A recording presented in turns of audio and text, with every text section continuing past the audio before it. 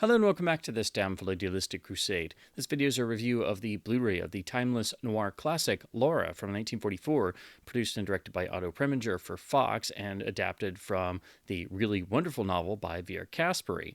The film does stick very closely to that original source novel, with a few little tweaks here and there for the production code, among other things.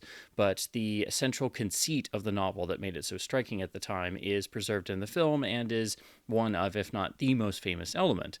I will try to avoid spoilers for the most part in this video, but the main sort of plot twist of this story that made it so striking when it was originally released in both the novel and the film is pretty much all over the advertising materials, the posters, even some of the images you see behind me, and is pretty much well known to everyone coming to this film for the first time. So it's not really a spoiler, but just keep in mind if you've not seen this film before, just go and see the film. Don't watch the trailer. But the actual conceit is so well known in mystery circles and has now been done so many times that it itself is more of a familiar trope. But this is just one of those films where the actual major sort of plot twist that comes about halfway through the film and changes everything is pretty much known to everybody going in. Now, Laura really needs no introduction for film noir fans, but for those who need a basic plot summary, the film revolves around the detective character of Mark McPherson, played by the wonderful, legendary Dana Andrews, and his attempts to find out who murdered the career and society woman Laura Hunt, who is played by Jean Tierney in the film.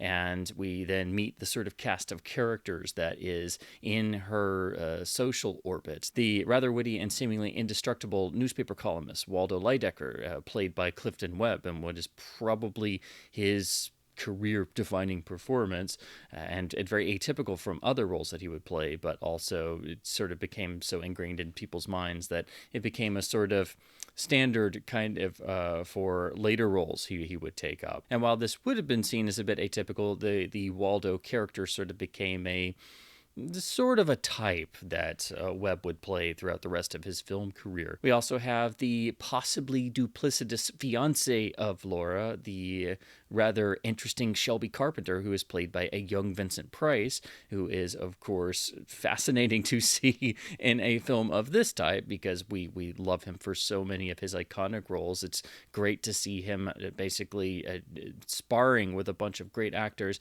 in a noir murder mystery as one of the suspects.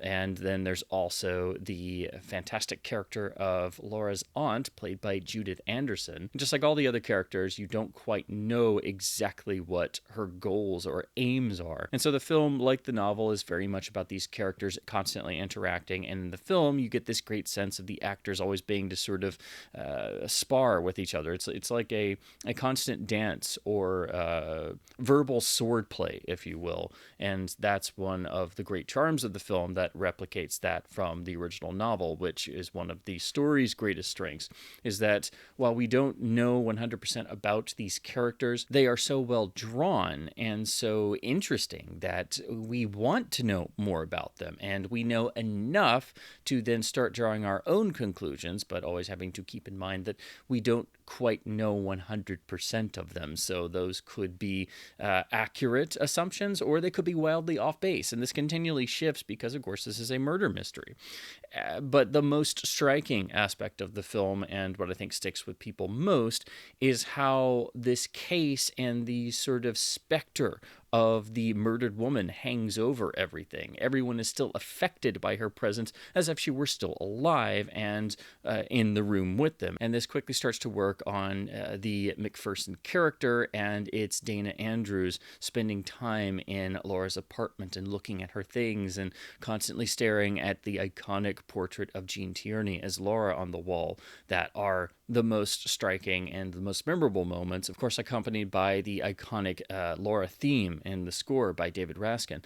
But you can very much feel how this film is actually working with a lot of the same elements that Vertigo would later make famous, because you have a detective who's essentially falling in love with the idea of a woman that doesn't exist, because here she's actually dead, and again he's falling in love with the sort of idea that he's gathering of who this woman was and what she was like. So it's very much an idealized portrait just like the portrait he's constantly staring at. So it's fascinating for the Vertigo parallels. They are very much apparent, especially in some of the usage of voiceover dialogue that does pop up in the film at some points, and this reflects how the novel is structured, but the film does eventually sort of do away with that.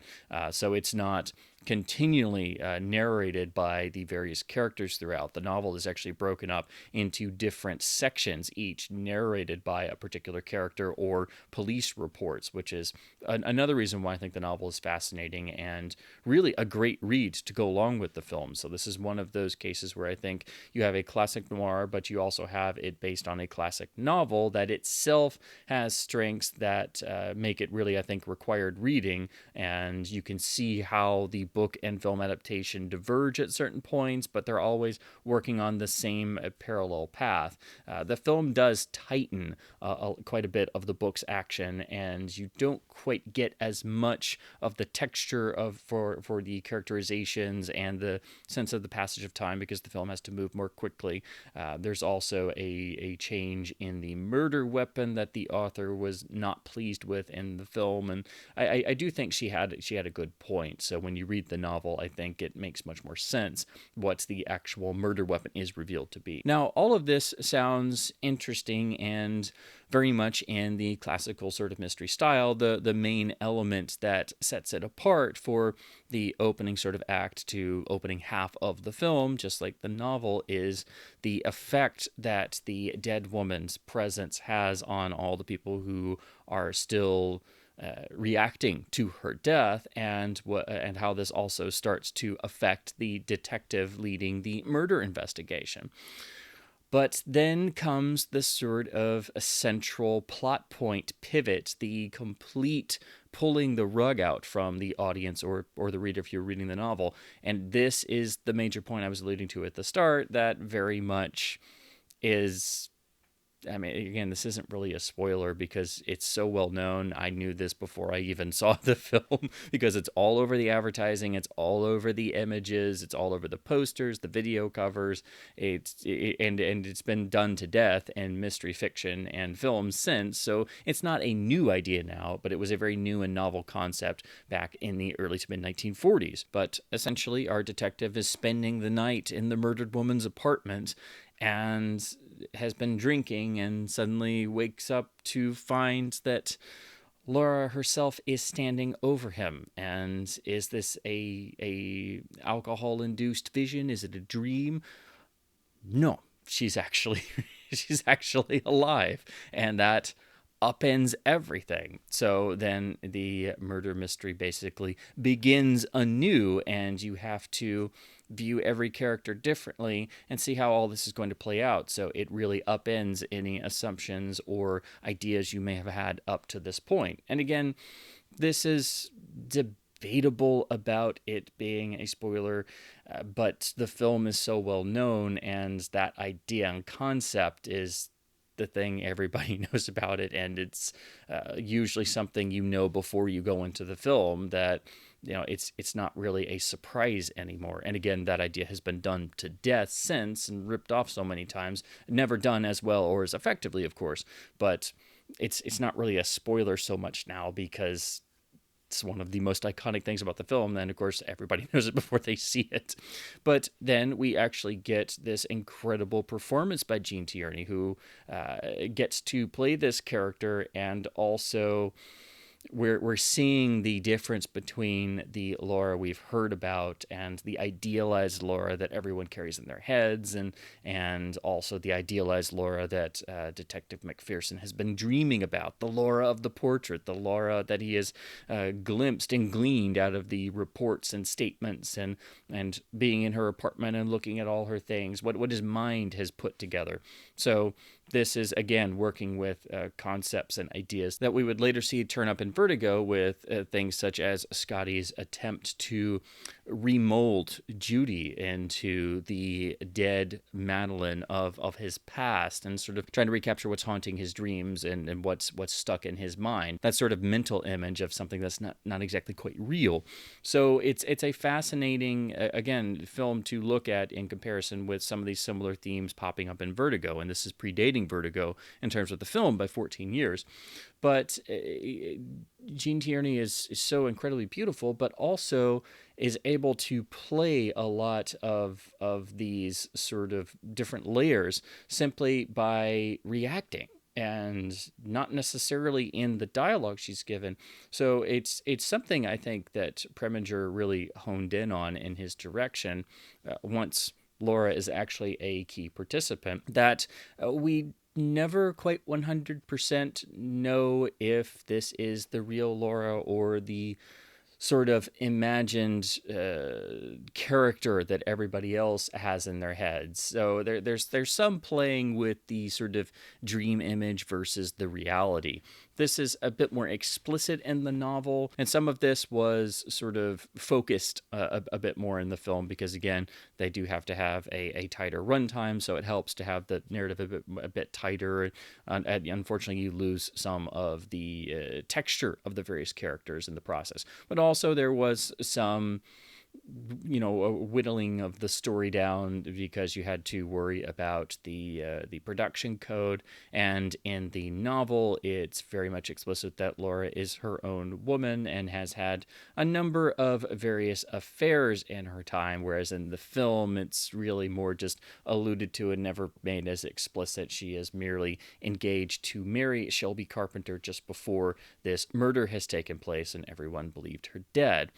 So you can notice if you watch the film and then you go read the novel, a bunch of small little elements that are not in the film for either reasons of the production code or to tighten the narrative and give the film greater expediency and increase the narrative focus. But over time, those elements do start to pile up, and I think the book does have some greater amounts of characterization that for some of the characters I really wish was in the film, and chiefly it's Laura herself.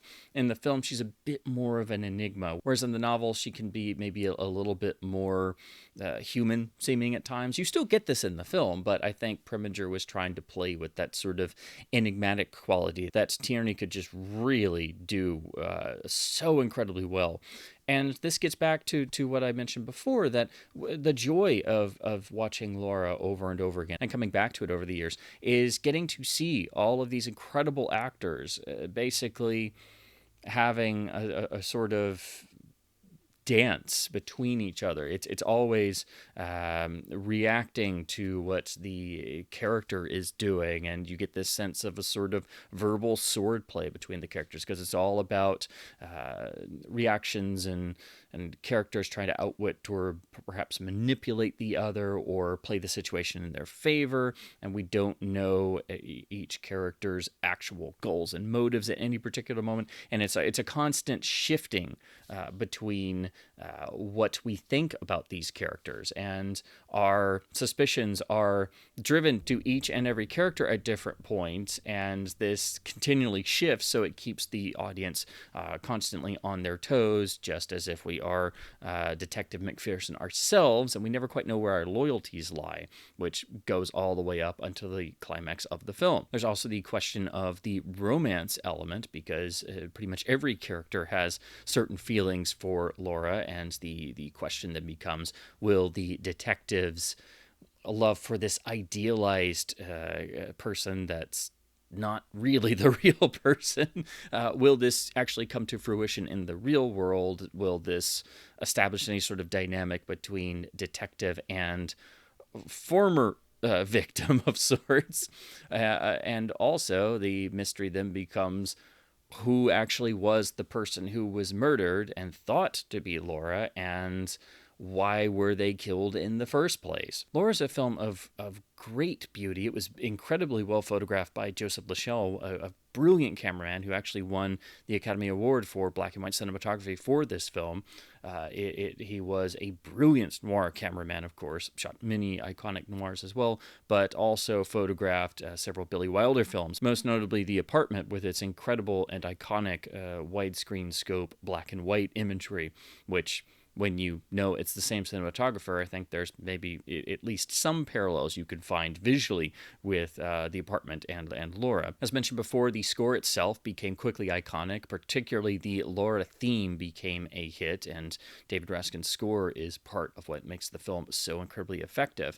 But again, it's Otto Preminger really who is driving the film along, and I think getting the actors' interplay to work so incredibly well that at times there's almost the energy of it having the feel of a play in ways. And again, getting back to that idea of verbal swordplay. But for me, the most effective moments, and I think what people remember most, are actually the quiet moments or the introspective moments where we're really getting into the ideas and themes of the real versus the imagined, and it's the scenes where people are thinking of Laura or imagining Laura. There's the particular sequence where Clifton Webb as Waldo Lydecker is telling the Dana Andrews McPherson detective character about his past history with Laura and why he was so fascinated by her and how he first met her. And we get this montage sequence, which is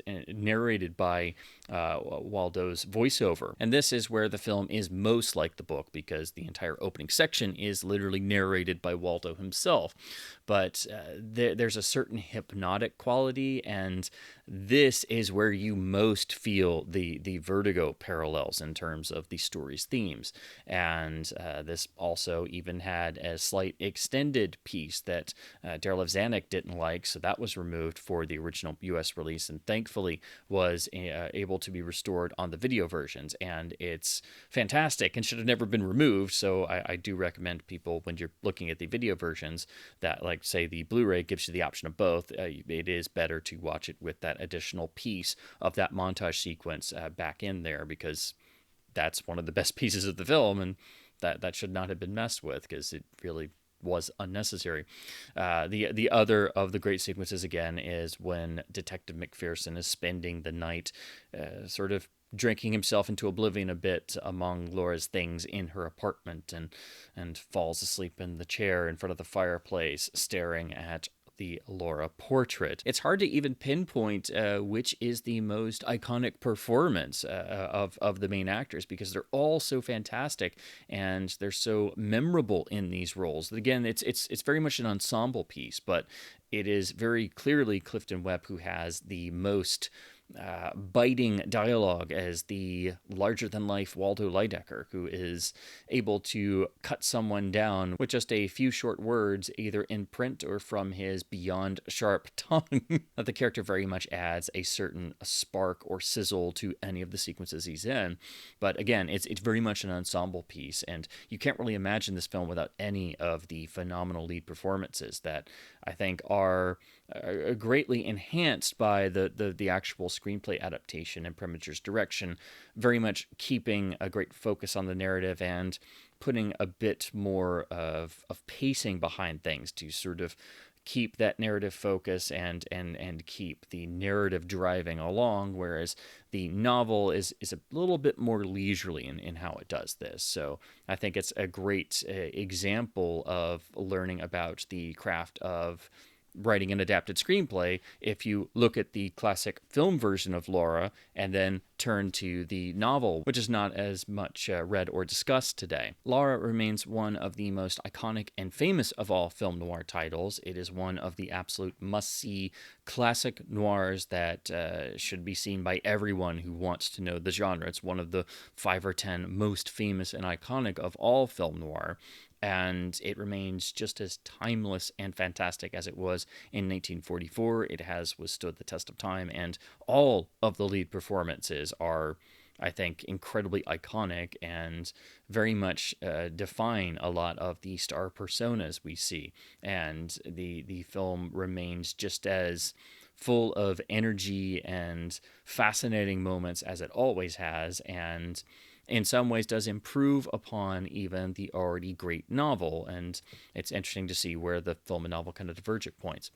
So, of course, this being a Fox title, it's unfortunately now under the Disney umbrella, so its actual availability has really dried up, unfortunately, and it's one of the all-time Fox studio classics that needs to be in constant circulation. This is not a film that can just be thrown in the Disney vault and everyone act like it's fine. So, unfortunately, the Blu-ray that I'm going to be talking about is not so much as easily available as it once was, and it being a Fox title means that if you don't have a copy of this film, it's a very good idea to get a copy as soon as possible, because you don't know if or when it will ever see major releases again, and this film really could use a new transfer and especially some work done on its audio. However, the Blu-ray is still a pretty solid experience, so to talk about the overall picture quality, this was an upgrade over Fox's old DVD, which was an upgrade over their old Laserdisc from years past. The Fox Master, of course, is from the time they were doing their catalog Blu-rays, so sometime in the probably mid to late 2000s is when this Master was done, maybe around 2010 or so. This Blu-ray was released in 2012 and is a pretty solid Fox catalog disc, but Fox catalog masters could be hit or miss, especially their color films rather infamously usually got hit with rather poor color timing, with the dreaded sort of teal color infusion in a lot of their masters, and unfortunately those films are very much stuck that way still, even if another label gets the chance to license a Fox title and they're using that HD master. If it's not a newer master, such as the last couple that Fox were doing without these issues before the Disney buyout, the color films do have that problem. And like with any older studio HD master, when you're looking at it today, it can have issues of its own for it being, the various quirks of a studio, and it'll start to show its age as it's not a modern 2K or 4K scan being mastered with current available tools. And so you can definitely tell this is an older master when you're watching it. It's also got some printed in damage and things that pop up every once in a while. The damage and issues are not major, but every once in a while you'll see a little bit of frame movement, an occasional line trying to poke in, or a little scratch or a speck here and there. Not a whole lot, but there is some degree of that. Also, I don't know what source Fox was working from, because all the versions of Laura on home video have always been a bit bright looking. Part of that's the sort of Fox house style, I guess visually you would call it, in the 1940s, and also this being photographed by Joseph Lachelle, and also follows some of his style you see in other films. But there's something particularly kind of odd about this HD master that I'm not exactly sure about, because the actual grain structure seems a little bit weird. It seems a little stagnant in places. The opening titles have been hit with some kind of noise reduction, which does commonly happen on older studio HD masters. In title sequences, you'll see the grain around the actual letters of the titles seems a bit off or weird. So that's pretty typical. But when you're looking at this transfer, it just, you can tell this is an older master. And of course, now that we're looking at it in the modern day, and you can watch it upscaled to 4K as I did on an OLED, that will magnify any source issues or any encoding issues. So it just, I couldn't shake the feeling that there was definitely something weird going on. The image does at times have a sort of processed look to it. It thankfully is light years better than the old DVD, which was kind of crummy, but I really think this iconic noir needs a proper brand new 4K scan and restoration and UHD release stat. The overall Blu-ray picture quality is okay. It's at least thankfully better than the DVD, but it's nowhere near what it should be or could be. And this is definitely a Fox title that Disney needs to pay attention to. It's one of the iconic Fox titles. It needs to always be in print, and quite frankly, this needs a brand new scan and 4K master and UHD release. And it would be really interesting to see what this film would do in the HDR realm. If it was an HDR presentation that was done with care and quality control to properly represent Lascelles photography and the balance between the black and white and the grayscale, which is, of course, incredibly important to any black and white noir most of all.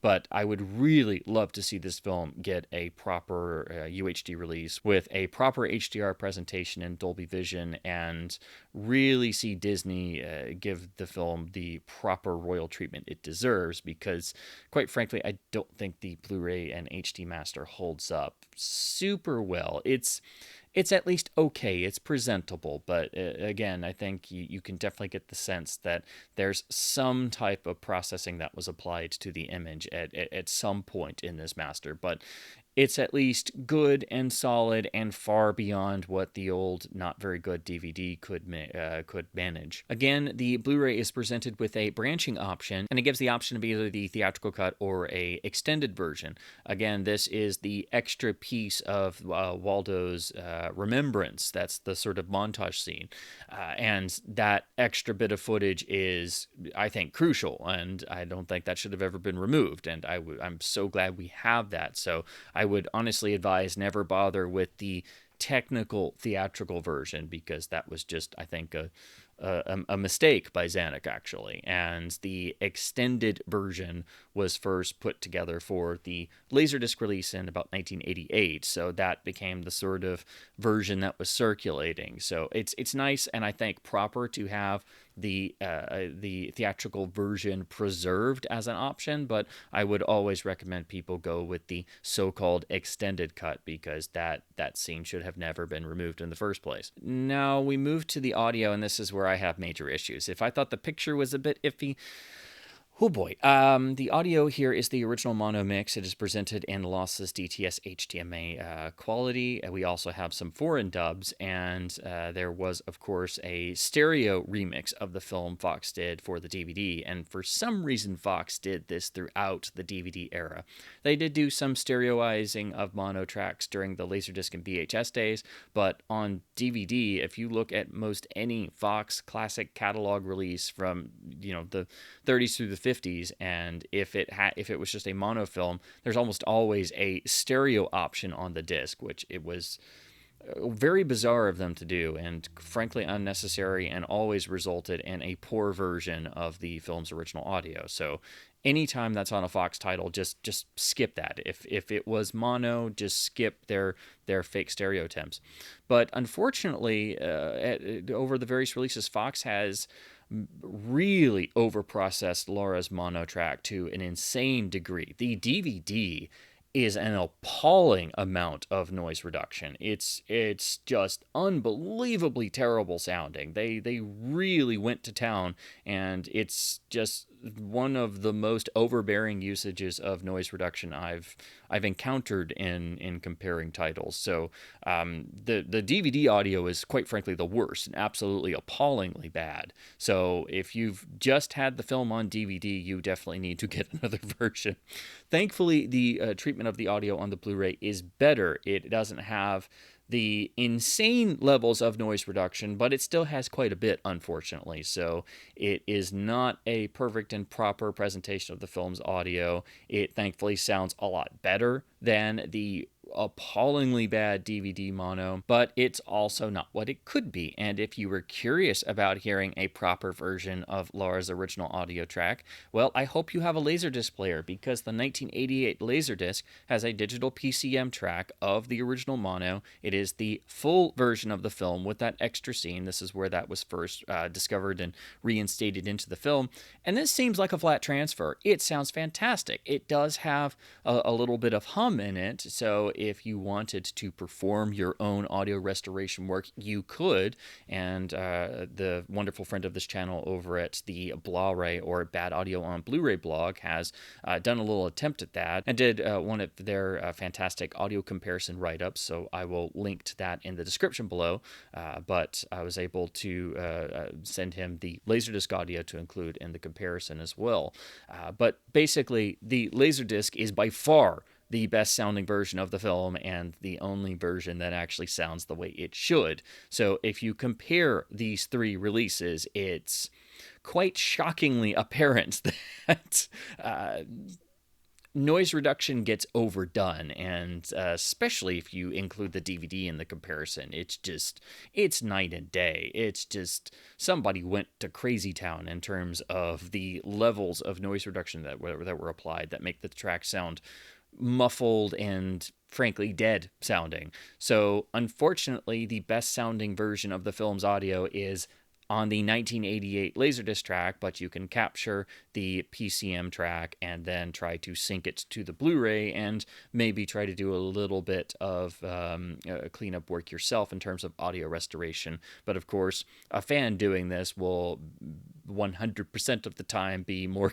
careful than an older master from a studio department that likes to process the audio. So the Blu-ray lossless mono is thankfully better than the horrible DVD lossy mono, but it is nowhere near the quality of the seemingly untouched presentation on the Laserdisc, which is by far the best presentation of the film's audio, and it's not even close in comparing the terrible DVD and the slightly better Blu-ray. So as always, when I discover something like this, I find the treatment of the film's audio completely ridiculous, and actually comparing these and hearing the difference between the untouched Laserdisc transfer and even the Blu-ray lossless mono, let alone including the horrible DVD mono, it's enough to make you, quite frankly, beyond mad and infuriated because it's that bad. So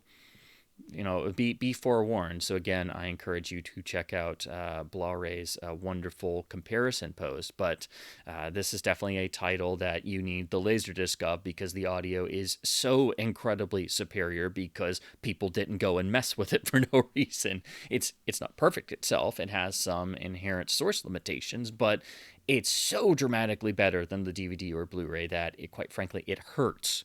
So there's that, unfortunately, and I think that the audio presentation on the Blu-ray is very, very subpar, but at least it's thankfully better than the atrociously poor DVD. And so not only does the film need a proper new 4K scan, 4K restoration, and 4K UHD release, but it also needs a complete restoration of the film's audio, basically to at least sound as good as the already great sounding Laserdisc from 1988, and we should not have to go to older format releases from 1988 to properly be able to hear the film's audio track in its best available quality, but that's the world we live in, unfortunately. And if you were wondering about the Region B Eureka Masters of Cinema Blu-ray, which also uses the Fox HD Master, unfortunately, that audio, which Blu-ray was able to check, has been processed a bit further and even has some clipping in it. So, unfortunately, the Eureka Blu-ray, which is probably better encoded than this Fox Blu-ray. Unfortunately, it has even worse audio, but I don't know how that happened, but it may have just been whatever source they were provided with, unfortunately, because boutique labels usually just have to work with whatever they're sent. So unfortunately, you can't count on the Eureka Blu-ray for possibly having better audio, because actually it's worse. So in terms of the packaging and artwork, we just have a standard keep case. I must admit, I do really like the cover. I would have preferred having the original poster art. This is basically taking one of the famous original publicity stills and giving it a sort of modern flair, but still feeling very classical. And we have the iconic original 20th Century Fox logo in terms of the actual logo they chose. So I really do like this cover. And then we have a standard red spine, so it looks nice on the shelf. The rear looks pretty nice and maintains an image of the original poster, which Fox always liked to do on their DVDs and Blu-rays, which I do enjoy and like that they did that. The disc label, of course, just has the usual Fox layout with the same new cover image. In terms of the extras, this ports over everything from the DVD release, and these are some really good supplements, but unfortunately there's nothing new, and for a noir this iconic, you would really expect and hope for something new. If a boutique label got the rights to release Laura, they could easily make it a 2-disc affair just for supplements alone and have a massive booklet, and just imagining what Indicator would do with Laura. Oh my word.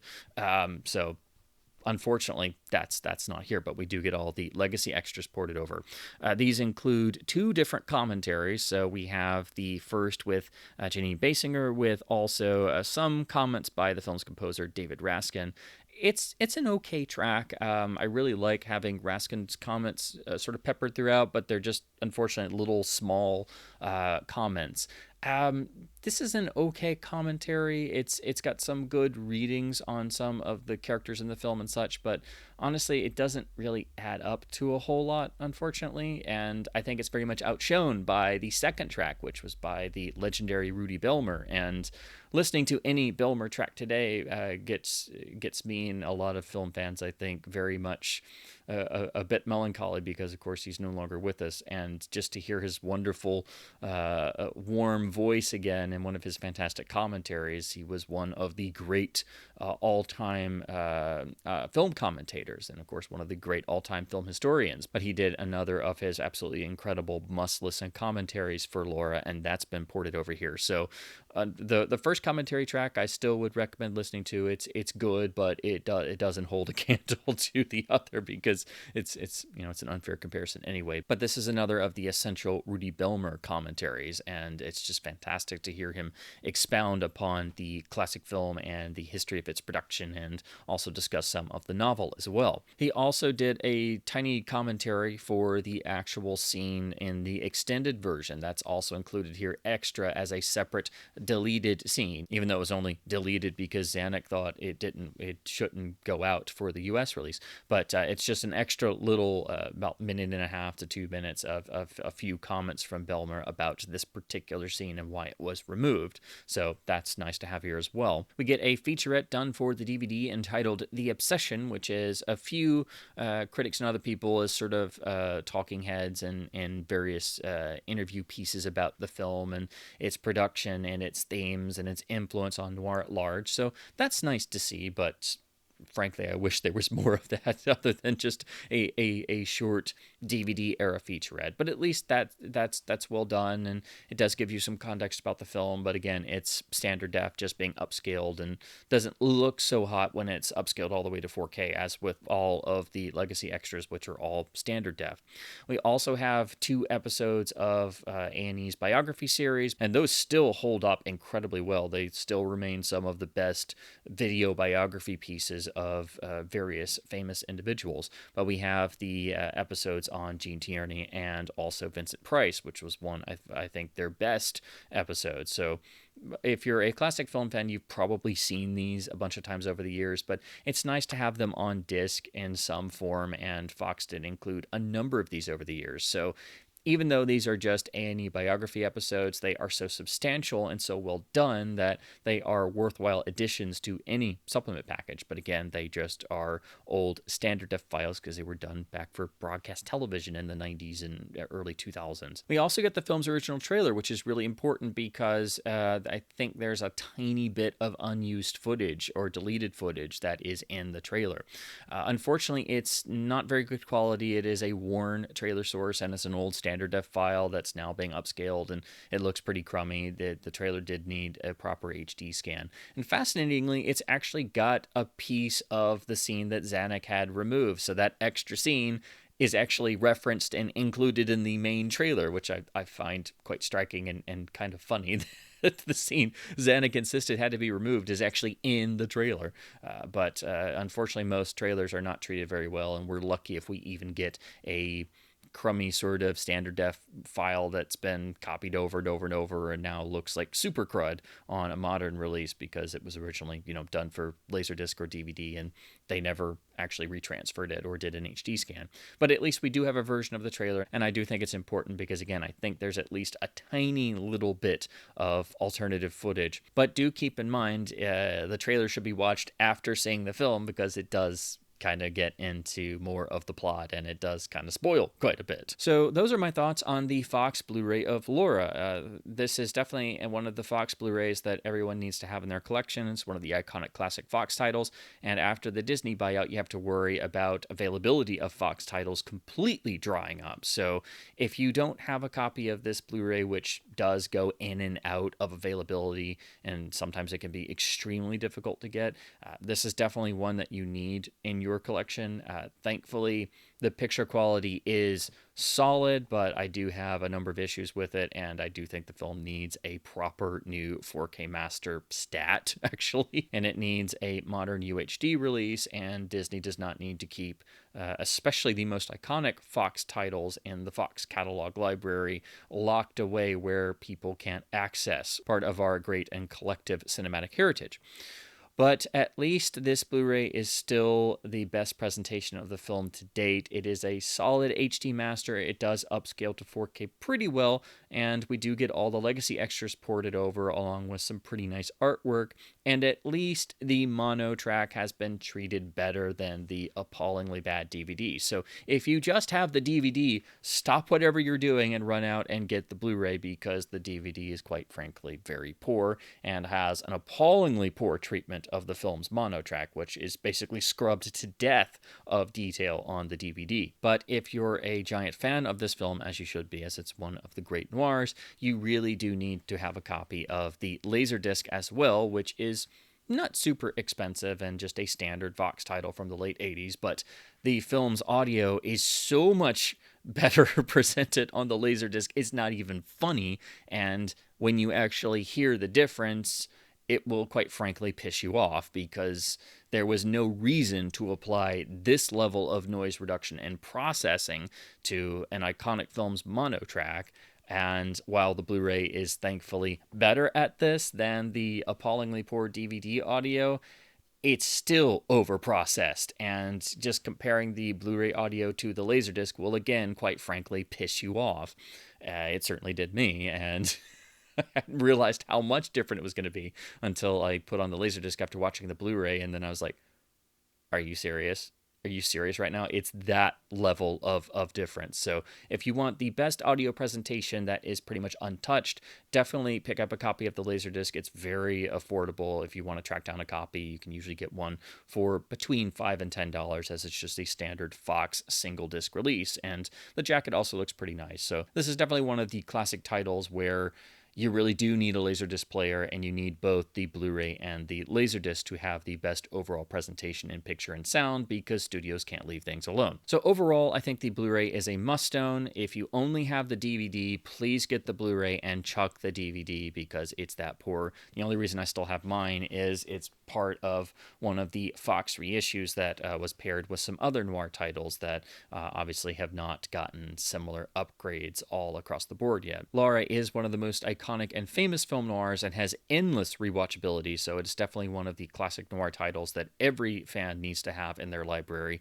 And also, it being a Fox title means that that is doubly important, because you never know when it's just going to completely vanish due to the insane treatment of the Fox catalog by Disney, and trying to act as if they can lock it away in the Disney vault when it's an entire studio's library full of some of the most iconic and famous of American films, of which Laura is certainly among them. So as always, I hope my babblings about film noir, the never-ending allure of Laura, and the physical media releases has been at least somewhat fun and informative. Please go and pick up a copy of the US Fox Blu-ray sooner rather than later, especially if you just have the DVD. And also, even if you have the Eureka release, the audio on the Fox Blu-ray is actually better. And we do get all the legacy extras, although I really hope this film gets a brand new master and restoration and UHD release, and hopefully a boutique label is able to pick it up as Eureka did, and hopefully make a much more expensive supplements package for one of the most iconic of all film noir titles. So as always, please do keep supporting both studio and boutique labels by buying films on disc to help keep both physical media and film culture alive. And as always, thank you ever so much for watching.